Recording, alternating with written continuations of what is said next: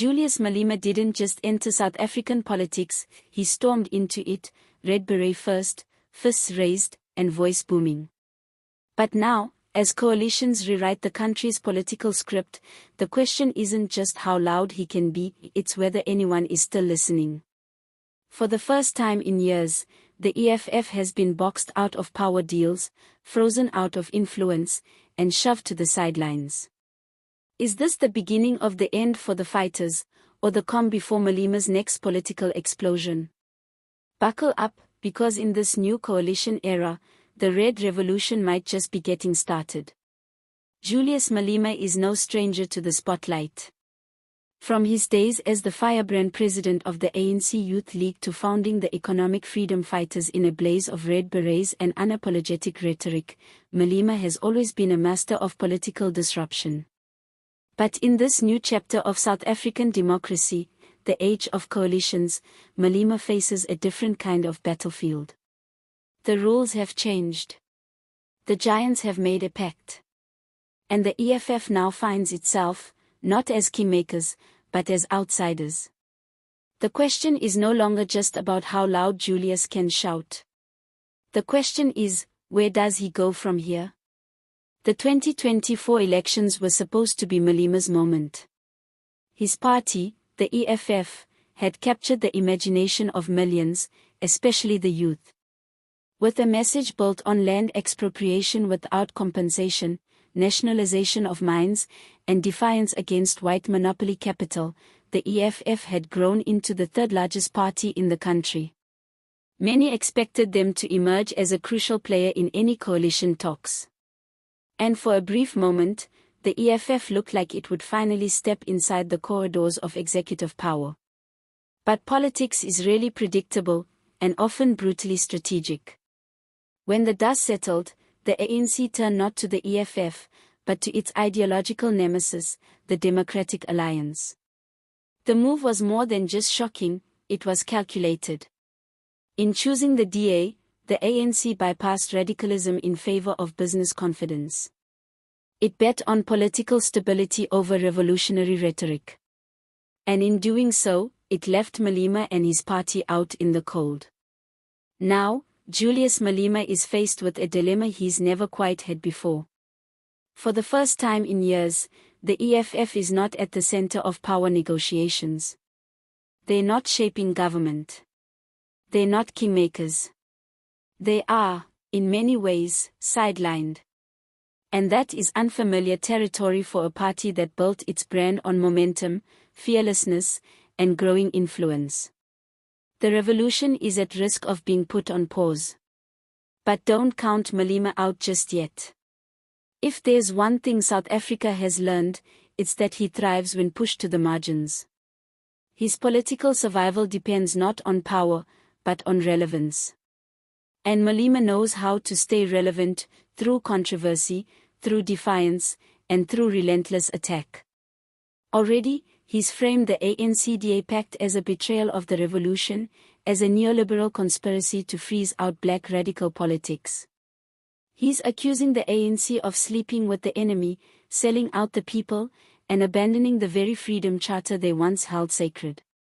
He's not just opposing the coalition, he's weaponizing it. This moment could spark the next evolution of the EFF. Locked out of formal power, the party is free to go on the offensive. It can speak the language of betrayal, rage, and resistance, emotions that resonate with a disillusioned, unemployed, and angry generation. It can recenter itself as the only untainted party, untouched by the compromises of coalition politics. And that could be politically powerful. But there's a risk. Voters may begin to wonder, can the EFF ever govern? Or is it destined to remain on the outside, forever shouting into the void? That's the tightrope Malema now walks. If he leans too hard into rejectionist politics, he might solidify his base but limit his national reach. If he moderates, he risks losing the very radical edge that built his party in the first place. It's a strategic puzzle, and one misstep could shrink the EFF's influence instead of growing it. There's also a generation of younger EFF members, articulate, bold, and ambitious, watching closely. They join the party to change the system, not just to critique it.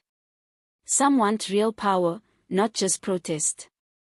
If Malema can't get them closer to executive authority, will they stay loyal?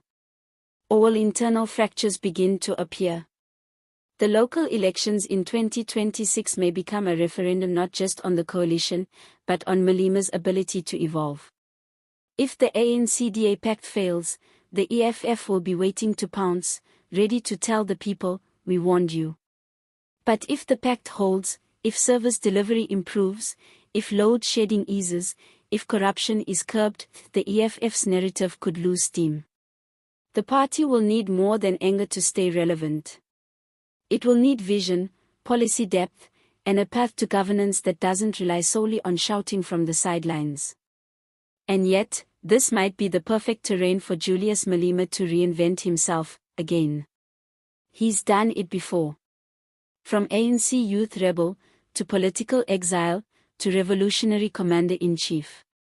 Now, perhaps, it's time for Julius the strategist. Julius the statesman.